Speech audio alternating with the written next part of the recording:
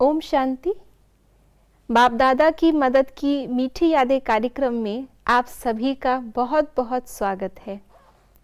बाप दादा ने अपनी सेवा के लिए और पूरे जगत के कल्याण के लिए हम ब्राह्मण बच्चों को निमित्त बनाया है, और हमें ही निमित्त बना के बाबा कहते हैं कि जो भी धरनी है उसको भी बाबा कलराठी धरनी को नरम बनाते हैं, बीज भी बोते हैं, और उसके बाद जो फल होता है उससे और आत्माओं की सेवा होती है।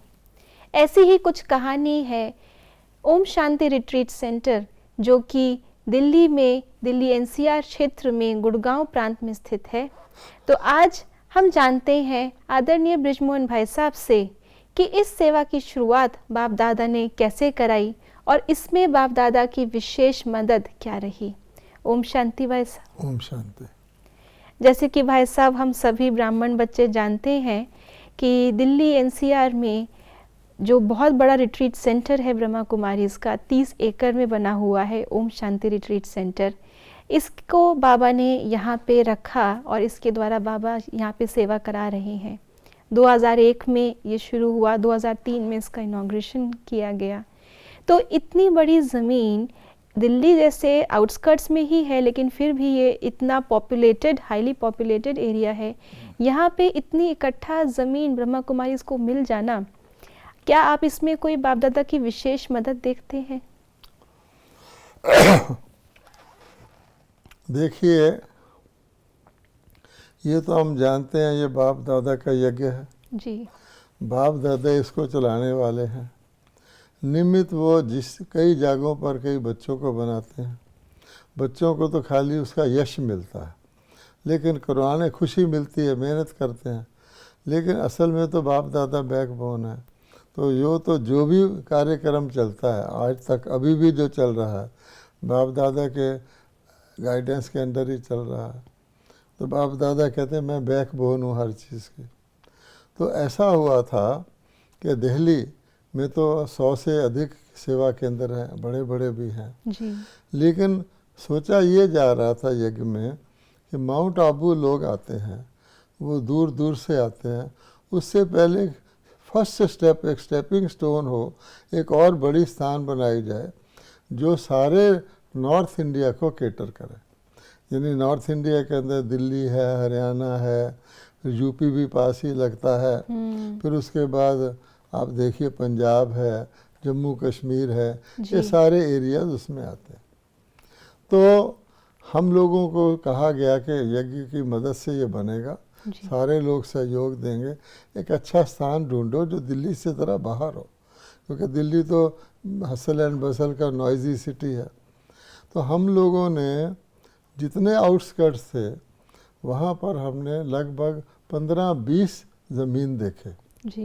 एक यहाँ एक सोहना रोड है, वो भी एक्सक्लूडेड सी है। एक महरौली गुड़गांव रोड है, उसको एमजी रोड कहते हैं। तो वहाँ हम लोग देख रहे थे, अनेक स्थान देखे और कुछ हमें पसंद भी आए। कोई 8 एकड़ का था, कोई कितना था, और हम लेने की सोच ही रहे थे। उन दिनों में अचानक एक और हमारे सामने नक्शा आया कि एक कोई बहुत बड़ी कंपनी थी, तो उन्होंने जैसे होता है ना कंसोलिडेशन ऑफ लैंड करते थे, वो फिर बेच देते थे। तो उस कंपनी वालों ने कुछ लैंड कंसोलिडेट किया हुआ था। 18 किसानों से उन्होंने वो ज़मीन इकट्ठी करके बनाई हुई थी। थोड़ा उसके ऊपर प्रॉफिट लेते हैं वो, और एक अच्छा स्थान बनाया हुआ था। तो हमने उस स्थान को उनके ऑफिस में जाके नक्शे पर देखा। उन्होंने बताया ये देखिए ये है, और उसके ख़ास खूबी ये थी कि मेन जो हाईवे है, जयपुर हाईवे, दिल्ली जयपुर अहमदाबाद, उससे वो एग्जैक्टली 1 किलोमीटर अंदर था पटौदी रोड पर। तो वहाँ पीस भी था। हाईवे पे तो सड़कें, हाईवे का हाईवे था, पीसफुल भी था। फिर वो जो उन्होंने लिया हुआ था लैंड, उसको सड़क से मिलाने के लिए उन्होंने 2 एकड़ ज़मीन खास एक्स्ट्रा पैसे दे के ली थी कि वो सारा का सारा सड़क से जुड़ जाए। वो स्टेट हाईवे था वहाँ पर, पटौदी रोड उसको कहते हैं। तो उसका एंट्री भी थी उसमें। तो हमने सोचा कि ये हम क्यों ना ले लें। तो हमने जा कर के उनसे अप्रोच किया, उन्होंने कुछ रेट तय किया और उस वक्त रेट था 6.5 लाख रुपए एकड़। ओके। तो हमने 30 एकड़, आज उस जगह का रेट है 2 करोड़। 2 करोड़। 2 करोड़ से 3 करोड़ तक है। अब तो हम ले भी नहीं सकते थे, शायद उस वक्त ले लिया, बाबा ने दिलवा दिया। तो फारूक नगर में तहसील था, वहाँ हम जा के टाइम मिलता था, मैं और एक और भाई जाते थे, रजिस्ट्रियाँ करवाते थे। 18 इसकी रजिस्ट्रियाँ हो गई। इस प्रकार से ये हमें कंसोलिडेटेड लैंड मिल गया। तो 18 रजिस्ट्री का क्या भाई साहब रहा एक इसमें? एक किसान से जो लिया हुआ था ना, अच्छा। कंसोलिडेट का। जी जी। अच्छा, अब देखिए जब हम यहाँ आ गए तो हमने इसके लाभ देखे कि यहाँ हरियाणा में तो ये है ही जी। इसके आप आधा पौना घंटा उधर का चले जाए तो उत्तर प्रदेश आ जाता है, जी उससे कनेक्टेड है। ज़रा सा आगे चले जाए तो राजस्थान आ जाता है, जी राजस्थान से भी ये कनेक्टेड है। जी। फिर ये दिल्ली, उसके बाद पंजाब, हरियाणा, ये तो इट बिकेम एक सारे नॉर्दर्न इंडिया का एक कॉमन रिट्रीट सेंटर बन गया, जी बहुत बड़ा हो गया। जी। तो किसी को जाना है माउंट आबू जाने से पहले उस जैसा ही उनको यहाँ पहले ट्रेनिंग दी जाती है, स्टेपिंग स्टोन हो गया। जी। अच्छा, अब क्या हुआ, इसको बनाने, नक्शा तो देख लिया था, जब हमने यहाँ आके कंस्ट्रक्शन करना शुरू किया तो नक्शा और चीज़ होती है, जब आप साइट पे आते हैं तो फिर और चीज़ होता है। जी। तो उस वक़्त एक समस्या आ गई थी। तो हाँ, एक कोई कंस्ट्रक्शन की एक रोड थी कोई जो जाती थी, सरकार की रोड। तो क्या हुआ, जब हमने आके देखा कि ज़मीन तो बहुत बड़ी है, जी उसके बिल्कुल बीचों बीच जी एक गवर्नमेंट की सड़क है, गांव है यहाँ भोरा कला, जी। बहुत बड़ा गांव है, ये इस एरिया का सबसे बड़ा गांव है, कस्बे जैसा ही है। तो हमारे मेन रोड पटौदी रोड से एक छोटी रोड वो जाती थी भोरा कला। वो सरकार की रोड थी? नहीं, रोड सारी सरकार की होती है। जी ये जितनी रोड है ना गवर्नमेंट की होती है ना, जब कोई प्राइवेट रोड को बनाए तो वो रोड जाती थी, कच्ची थी जी लेकिन वो गांव पर जाती थी। बरसातों के दिनों में उसमें कीचड़ हो जाता था, नहीं तो वही रोड थी। अब वो रोड जब हम वहाँ आए, कंस्ट्रक्शन के प्लान बनाकर यहाँ ये बनेगा, यहाँ ये बनेगा, तो हमने देखा वो रोड तो बिल्कुल सेंटर ऑफ द लैंड से जा रही है। जी। अब उस रोड को अगर जाती रहती है तो हमारा आधा हिस्सा इधर हो गया, आधा हिस्सा इधर हो गया, हम बाउंड्री वाल भी नहीं बना सकते, बीच में 2 टुकड़े हमारे हो जाएंगे। तो ये बहुत बड़ी समस्या आ गई। तो इस सिलसिले में फिर भाई साहब आपने कैसे फिर हम रोज़ देखते थे, हम यहाँ आके जब कंस्ट्रक्शन शुरू हुआ तो इस एक तरफ का हमने कंस्ट्रक्शन शुरू कर दिया था, बड़ा काम था जी। अच्छा, कॉन्ट्रैक्टर को दिया था। तो फिर जब हम बैठते थे वहाँ आके तो उस रोड से जो बुलॉक कार्ट चल रहा है, कोई ट्रैक्टर ले जा रहा है, किसी ने ट्रांजिस्टर लगाया हुआ है, कोई सिगरेट पीता हुआ जा रहा है, वो तो पब्लिक रोड थी। तो हमने कहा ये क्या हुआ। अच्छा, तो फिर पता किया हमने कि भाई अगर इस रोड को चेंज करवाना हो तो उन्होंने कहा ये तो जी चंडीगढ़ में होता है, चंडीगढ़ हेडक्वार्टर हरियाणा की वो राजधानी है। जी। तो हम लोग, मैं और बहन जी चंडीगढ़ गए। जी। तो वहाँ हमने पता किया कि कौन सा ऑफिसर है जो इसको डील करता है।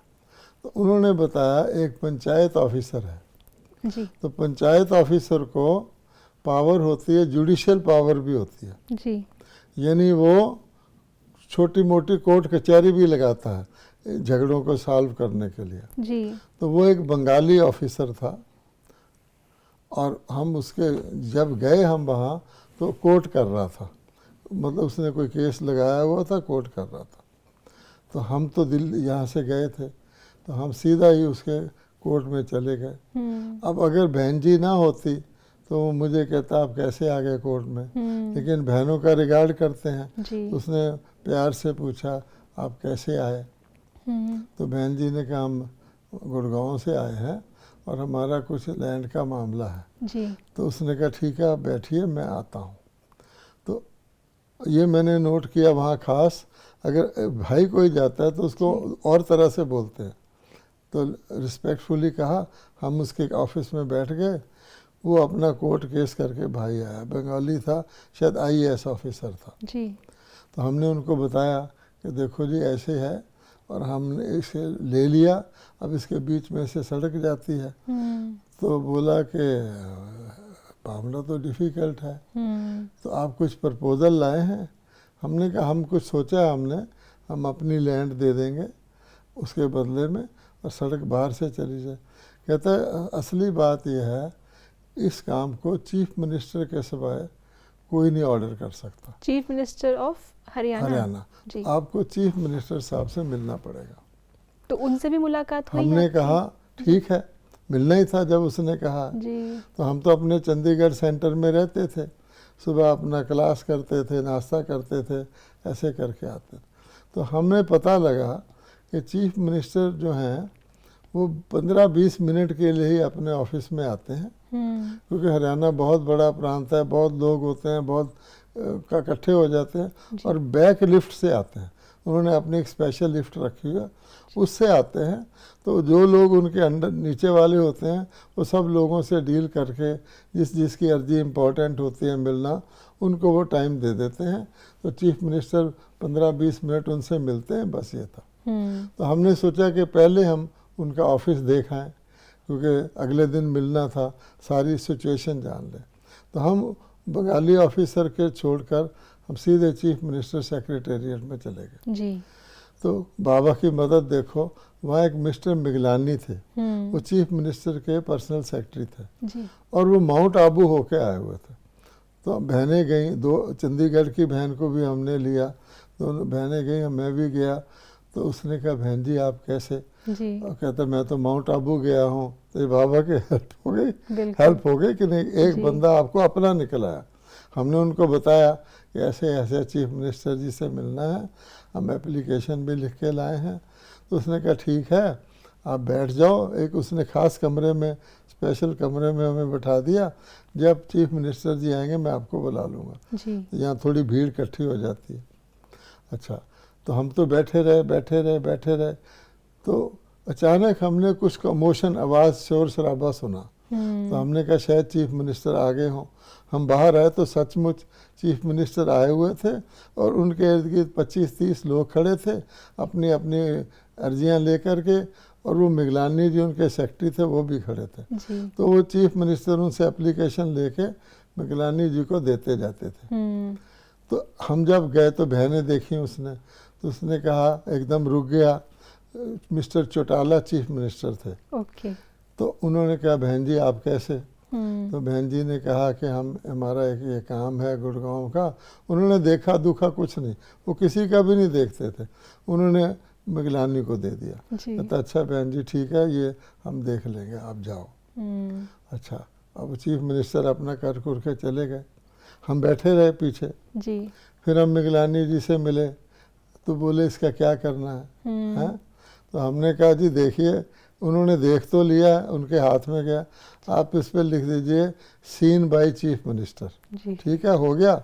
इसके बाद जिसको जो डिपार्टमेंट है उसको आप भेज दीजिए, बाकी वो काम करेगा। वो अबू भी गया हुआ था और ये तो फैक्ट था, चीफ मिनिस्टर ने देखा, उसको दिया। तो उसने उसको मार्क कर दिया चीफ सेक्रेटरी।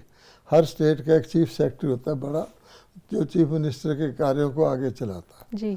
तो चीफ सेक्रेटरी को उन्होंने मार्क कर दिया और हमको कहा कि हम वहाँ भेज देंगे, आप चीफ सेक्रेटरी से कल मिल लेना। तो वहाँ आपकी इतनी ही उनसे मुलाकात हुई बस, और इतने में ही बाबा ने एक रास्ता खोल दिया आगे। अब चीफ सेक्रेटरी जी ने हमें, उनके पीए को हमने फ़ोन किया तो उसने कहा जी देखिए उनकी मीटिंग है, आप ठीक 9:45 बजे आ जाना। 10 बजे उनकी मीटिंग है जी। हमने कहा ठीक है। हम फिर सेंटर में गए। अब सेंटर में जाते हैं, बड़े भाई बहन इकट्ठे होते हैं, उनको क्लास कराते हैं, फिर नाश्ता भी करते करते फिर पहली बार जाना होता उसके ऑफिस में। हमने लोकल बहनों को लिया हुआ था जी। फिर भी करते करते पहुँचते हम 9:45 नहीं पहुँचे, 10 पहुँचे, क्योंकि उसका ऑफिस नया था, वहाँ जाके पहुँचे। तो उनका जो पीए था बहुत बड़ा तिलक लगाया हुआ था, भगत टाइप का लगता था जी। लेकिन हम जब गए तो उसने कहा देखिए आपको मैंने खास कहा था 9:45 आ जाना। अब उनकी मीटिंग शुरू हो गई है। तो ये भी फिर कैसे भाई साहब, ये अच्छा, विघ्न कैसे पार हाँ, किया? तो अब हम वहाँ बैठ गए अच्छा। और वेट करने लगे। तो अचानक मुझे ख्याल आया कि कब कब तक वेट करते रहेंगे। तो मैंने बहन जी, हम लोग बहन जी का ही कार्ड यूज़ करते हैं, जी हालांकि मेरा अपना कार्ड है, जी वो किसी और काम के लिए यूज़ होगा, ब्रह्मा कुमारी आशा, उससे फ़ायदा रहता है, वो अगला इनवाइट कर लेता है, बहनें खड़ी हैं। तो मैंने बाहर जाके उसका जो चीफ सेक्रेटरी का पीएन था बाहर बैठता है, उसको मैंने कहा ये कार्ड साहब को दे दो। जी वो दे दिया और वो थोड़ी देर में आगे आपको साहब बुला रहे हैं। अब ये बेचारा सेक्रेटरी तो चुप हो गया। जी हम अंदर गए।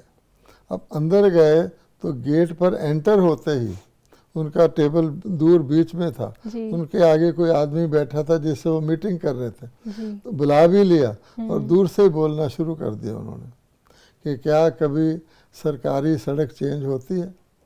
क्या आप क्या सोच रहे हैं, सरकारी सड़क बदल जाएगी? ऐसे करते करते हम उनके पास पहुंच तो गए। उनके पास वो चिट्ठी पहले से पहुंच गई फाइल होगी। चली गई होगी, उनको पता होगा कि ब्रह्मा कुमारी इसीलिए आई हैं। जी और ये फैक्ट है कि किसी भी जो गवर्नमेंट रोड्स हैं, गवर्नमेंट रोड को कोई चेंज नहीं कर सकता, फैक्ट है। जी क्योंकि ऐसे तो लोग सरकारी सड़कों को मोड़ने लग जाए। तो उन्होंने, हम जब गए तो बोले आप चाहे आसमान से आइए, चाहे टनल बना के आइए, सरकारी सड़क चेंज नहीं होती। इतने एडमेंट थे। क्योंकि बहनों को भी, उन्होंने कहा इनोसेंट लोग हैं, आ गए हैं, जी। सरकारी सड़क कभी चेंज होती है। अब देखिए वंडर कि हमारा देर से जाना भी कल्याणकारी साबित हो गया। बाबा के कहते हैं ना, strange are the ways of God, ऐसा हुआ। वो जो भाई उनके साथ मीटिंग कर रहा था, वो वही पंचायत ऑफिसर था जिसके पास हम पहले मिलने गए थे। वो किसी काम से वहाँ आया हुआ था, अकेला ही था, उनसे मीटिंग कर रहा था। और उन्होंने ही आपको एडवाइस किया था उन्होंने, कि आप वो तो सारी बात जानते थे। जी। अब देखिए बाबा ने उस चीफ सेक्रेटरी के दिमाग में डाला, जी। हमें कोई उम्मीद नहीं, कुछ नहीं। तो बोले क्यों मिस्टर बैनर्जी, तुम्हारा क्या ख्याल है? अब देखिए कि मिस्टर बैनर्जी और किसी काम से आए हुए हैं और उसका कोई मतलब नहीं उससे पूछने का, लेकिन साइकोलॉजिकली अगर कोई आदमी वर्कअप हो जाता है बहुत ज़्यादा तो कुछ ना कुछ ढूंढता है। तो कुछ हुआ, मतलब बाबा ने उसको टच किया, उससे वो पूछ बैठा। जी। अब उसने कहा सर इनसे गलती तो हो गई है, क्योंकि इन्होंने वो ज़मीन ले ली और इन्होंने देखा भी नहीं कि भी साइट पर जाके इनको देखना चाहिए था। जी। अब कहता है, लेकिन कहता है सर एक बात है, ये महलों की संस्था है और इसमें बाउंड्री होना तो बड़ा ज़रूरी है। आप जानते हैं एंटी सोशल एलिमेंट भी होते हैं, ये तो अपना बना ही नहीं सकेंगे। तो हमें उसने कहा आप जाइए, हम लोग आ गए। तो वहाँ पे उन्होंने कुछ ये शो नहीं किया कि ये मिल चुके हैं पहले हमसे? हाँ ना, कुछ नहीं मिल सके। तो उसने कहा कि मैं समझता हूँ कि बहनों की संस्था है, कुछ उसने बातचीत की।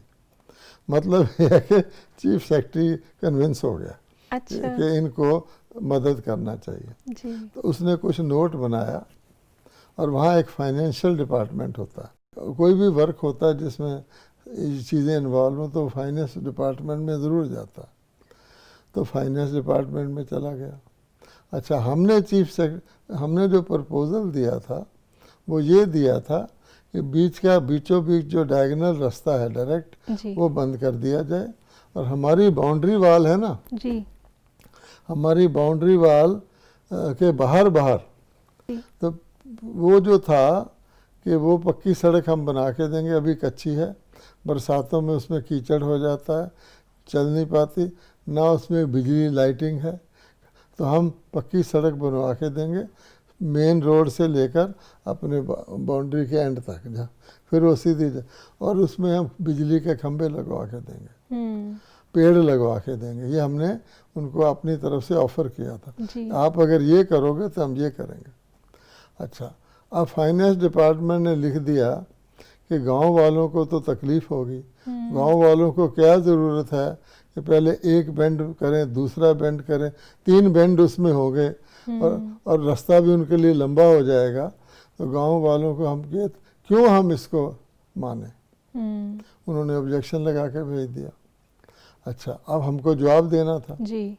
तो बाबा ने मुझे अकाउंटेंसी पढ़ाई हुई है, सारे फाइनेंस के डिपार्टमेंट, 17 साल तो बाबा ने मुझे सिखाया हुआ है। जी। बाबा ने मुझे टच किया कि क्या लिखो, तो मैंने उनको ये लिखा कि देखिए, सरकार जितनी ज़मीन हमें दे रही है उससे 1.5 गुना ज़मीन हम सरकार को दे रहे हैं, क्योंकि वो तो डायगोनल था और ये साइड से जाना था, ज़मीन हमारी ज़्यादा जाती थी। 1.5 गुना ज़मीन हम सरकार को दे रहे हैं, फिर हम पक्की सड़क बना के दे रहे हैं, इसलिए और बरसात में भी चलेगी और उनकी स्पीड बढ़ जाएगी। कच्ची भले रास्ता मर गया तो स्पीड तेज़ हो जाएगी उनकी, पक्की सड़क होगी। हम वहाँ बिजली के खंभे लगवाएंगे तो रात को भी वो सड़क चल सकती है। फिर हम वहाँ पेड़ लगवाएंगे, तो इसलिए सरकार को ज़्यादा ज़मीन मिल रही है। पहला बात, इकोनॉमिक कंडीशन पूरी होगी। दूसरा, गांव वालों को कन्वीनियंस मिल रही है, तो वो कोई नुकसान कारक नहीं है। अच्छा, फाइनेंस डिपार्टमेंट ने उसको ओके कर दिया जी। अच्छा, फिर उसको पास करता है governor, governor of the state. तो गवर्नर ऑफ द स्टेट भाई परमानंद एक थे, उन्होंने सारा प्रपोजल देख के अगर फाइनेंस भी ओके कर देता है, चीफ सेक्रेटरी भी ओके कर देता है, तो पास कर देते हैं। तो हमें न्यूज़ आ गई कि गवर्नर साहब ने उसको पास कर दिया। तो भाई साहब, बाबा ने हर जगह से, जो भी हर जगह पे ऑब्जेक्शंस आ रहे थे, रुकावटें आ रही थी, वहाँ से बाबा ने हमें पार करवाया। अब जब बात आ गई इम्प्लीमेंटेशन की, तो गांव वालों को तो हालांकि लंबा तो पड़ ही रहा था, और एक होता है कच्ची हो पक्की हो, गांव वालों को तो आदत होती है, कन्वीनियंस, एक उनको माइंड में एक सेट है कि ये रास्ता है। तो गांव वालों ने भी कोई ऑब्जेक्शन किया या नहीं? गांव वालों की साइकोलॉजी होती है जी, वो भोले होते हैं लेकिन अड़ियल भी होते हैं। दुनिया में आप देखोगे जितने कोर्ट्स में मुकदमे चलते हैं वो गांव वालों को ही चलते हैं जी। तो वो लोग जो हैं अपनी, यानी उनकी नेचर है कि कुछ भी चेंज कोई होगा तो उसके वो घबरा जाते हैं और वो चेंज को स्वीकार करते ही नहीं। तो जब गवर्नर से पास होके आ गया तो हमें किसी ने राय दी कि आप फौरन इसकी जो म्यूटेशन करवा लो, अपने नाम सारा चेंज जो है रिकॉर्ड हो जाता है ना रजिस्ट्रार के पास, वो गवर्नर रजिस्ट्रार गुड़गांव में होता है। और अगर आपने नहीं करवाई और ये न्यूज़ गांव वाले के पास चली गई कि ब्रह्मा कुमारी ऐसे करने वाली हैं, तो इकट्ठे हो जाएंगे। वो लॉजिक नहीं सोचेंगे कि फ़ायदा है या नुकसान है, वो कहेंगे जी हमें तो वही ठीक है, आपको कभी गवर्नर भी कह दे आपको इम्प्लीमेंट नहीं करने, यहाँ एजिटेशन करके बैठ जाएंगे वो जी। तो हमने अच्छा राय दिया, तो हम फ़ौरन गए गांव में, उस ऑफिस में गवर्नर का कागज़ दिखाया और हमने फटाफट जो था वो उसका चेंज करवा लिया लैंड रिकॉर्ड्स में कि भाई ये ज़मीन जो है अब ये सड़क ऐसे जाएगी, वो सारा उन्होंने नोट कर लिया जी। उसके बाद हमने यहाँ लोगों को डिक्लेयर हुआ, तो गांव वाले आए तो हमने कहा भाई देखो हमने तो आपका ही फ़ायदा किया है, पक्की सड़क बनवा रहे हैं, पेड़ लगवा रहे हैं, बरसातों में भी चलेगी और हरियाणा गवर्नर ने इसको मान लिया है, तो अब तो हम प्रेम प्यार से मिलकर ही चलेंगे, आप ऐसे नहीं जाना, ऐसे चले जाना जी। तो वो कुछ लोग ज़रा उभरे लेकिन बाकियों ने उनको समझा दिया, क्योंकि कुछ गांव वाले भी हमारे ज्ञान में आने के लिए छोटा सेंटर में आते थे जी। इस प्रकार से वो दब गया। आखिर ये इम्प्लीमेंट हो गया। हमने बाकायदा तौर पे अपनी बाउंड्री के अंदर सड़क बनवा के जी। उनको रास्ता दे दिया, खुला रास्ता दे दिया, चौड़ी सड़क बना दी, पक्की बना दी, जो कुछ हमने कहा था वो कर दिया। तो भाई साहब, जब फाइनली 2003 में इसका उद्घाटन हुआ, जो कि बहुत भव्य एक कार्यक्रम था, दादी जी आए थे, यज्ञ के सारे बड़े इसमें मौजूद थे, और ख़ास जो प्रेसिडेंट ऑफ इंडिया थे उस समय के, वो भी बहुत लोकप्रिय थे, अब्दुल कलाम जी, उनके द्वारा उद्घाटन हुआ। उसमें चीफ मिनिस्टर भी आए, गवर्नर भी आए, चीफ सेक्रेटरी भी आए, वो सभी लोग आए जिन्होंने कहीं ना कहीं शुरुआत से इस पूरे घटना के अंदर कहीं ना कहीं जुड़े हुए रहे थे। तो जब वो आए और उन्होंने पूरा देखा तो वो संतुष्ट हुए उस चीज़ से? नहीं, ऐसा है कि जब राष्ट्रपति आता है जी, तो उसके हेलीकॉप्टर आते हैं, 2 हेलीकॉप्टर आते हैं जी, और उसको प्रोटोकॉल वाइज राष्ट्रपति कहीं जाता है किसी स्टेट में तो वहाँ के गवर्नर को भी मौजूद रहना पड़ता है, चीफ मिनिस्टर को भी मौजूद रहना पड़ता है, जी तो ऑनर है। जी तो हमने यहाँ पर पीछे खेत थे, तो खेत वालों से रिक्वेस्ट करके उसका फसल लगा हुआ था कि राष्ट्रपति आ रहे हैं, उनके हेलीकॉप्टरों ने उतरना है, तो वो हमने सेट करवाया हुआ था। जी और चीफ मिनिस्टर भी वो बाई कार आए थे, चीफ मिनिस्टर भी पहले से 1 घंटा पहले आके बैठ गए थे, और जो गवर्नर थे भाई जिन्होंने साइन किया था वो भी बैठ गए थे। डायरेक्टली इनडायरेक्टली तो इससे कनेक्टेड थे। जी चीफ मिनिस्टर ने कागज़ देखा था और गवर्नर ने तो सैंक्शन किया था, और साथ उनके चीफ सेक्रेटरी भी आए हुए थे। जी अच्छा, वो वेट कर रहे थे, राष्ट्रपति का हेलीकॉप्टर अभी आने थे। तो एक जगह कोने में जिस तरफ उनके हेलीकॉप्टर उतरने थे उस तरफ वो नज़दीक जाके हमारे एरिया में बैठे हुए थे। जी तो चीफ सेक्रेटरी ने आशा बहन को कहा कि क्या बोले, आखिर आपने गांव वालों की ज़मीन हड़प ली ना। अच्छा उसने देखा कि रोड बंद हो गया है, अपने अंदर है, उन्होंने ये कहा। तो वो चीफ मिनिस्टर भी बैठा है, गवर्नर भी बैठा है। आशा बहन ने कहा कि हम ब्रह्मा कुमारी हैं, हमको इस तरह से हड़प बड़प नहीं करते, उठिए आप। उसको उठाया, कार में बिठाया और उसको ले गई। जी सारी बाउंड्री से पहले बाहर ले गई, मेन रोड से दिखाया, अब देखिए इतना आप पक्की सड़क में आए, आप तो अंदर आ गए हैं, जी चलिए।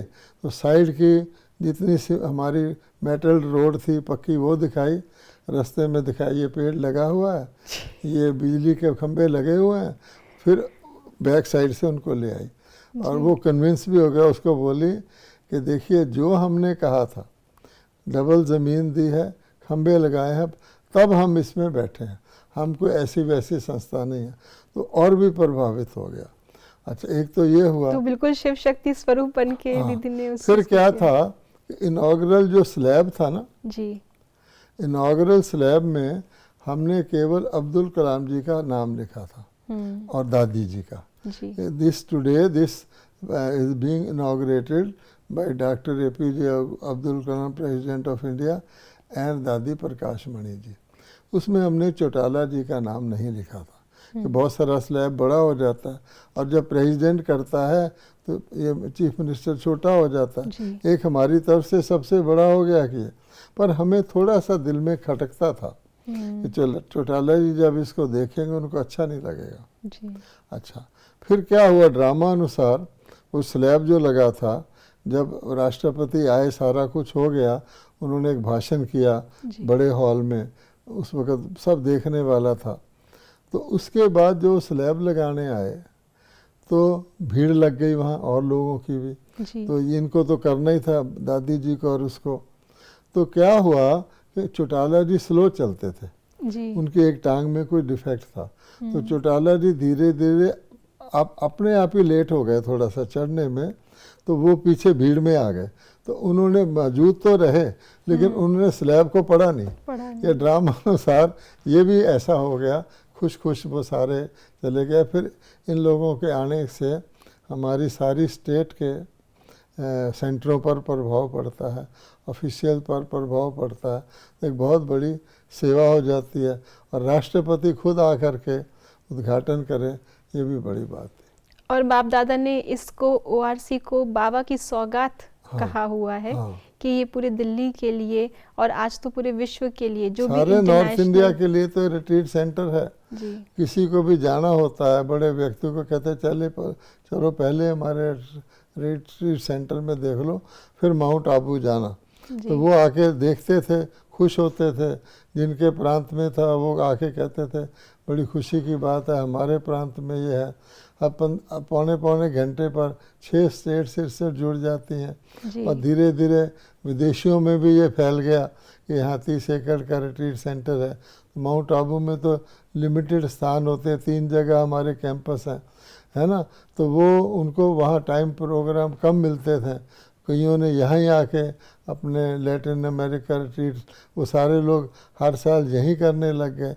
और भारत के भी भिन्न भिन्न सेंटरों के लोग आते हैं। जी। तो इस प्रकार से इसका लाभ तो हो रहा है, लेकिन इसकी शुरुआत में ये सब बातें हुई थी। और बाप दादा ने विशेष समय प्रति समय इसको कैसे चलाना है वो भी डायरेक्शंस दिए। बाबा में हाँ और एक मुरली याद है जिसमें बाबा ने कहा था जाकर के अपनी राजधानी देखो। हाँ। उसमें बाबा ने बिल्कुल स्ट्रैटेजिकली इस स्थान का मेंशन किया कि गुड़गांव से आगे हाँ, सड़कें बताई थी पूरी बताई। हाँ, बाबा ने बताया था कि देखो वो चल रहा है। तो इसके कारण से बहुत सारे ब्राह्मण बच्चे जो हैं कहीं ना कहीं, मधुबन तो बीज है, लेकिन जैसे एक बीज से डायरेक्ट कनेक्शन लेता है एक कोई टहनी, तो उससे जुड़ करके भी वही भासना आती है जो यानी कि कोई इंडिया का कोई ऐसा सेंटर वाला नहीं है या विदेश का जो अपने माउंट आबू जाने के रूट में ORC को ना बनाए, और यहाँ आके रहते हैं, देखते हैं, बाबा का देख के खुश होते हैं। जी। तो ज़रूर ऐसे स्थान से बाबा को विशेष सेवा करवानी है, इसलिए इसके अंदर विशेष कहीं ना कहीं बाबा के हर कार्य में, जो हम माया के राज्य में कर रहे हैं तो माया विघ्न तो डालती ही है, लेकिन बाबा ने सफलता भव का वरदान हम बच्चों को दिया हुआ है, सफलता का सितारा हमारे मस्तक पर चमकाया हुआ है, और इस प्रकार से बाप दादा की मदद निश्चय बुद्धि बच्चों को अवश्य प्राप्त होती है। बहुत बहुत धन्यवाद भाई साहब। ओम शांति। ओम शांति।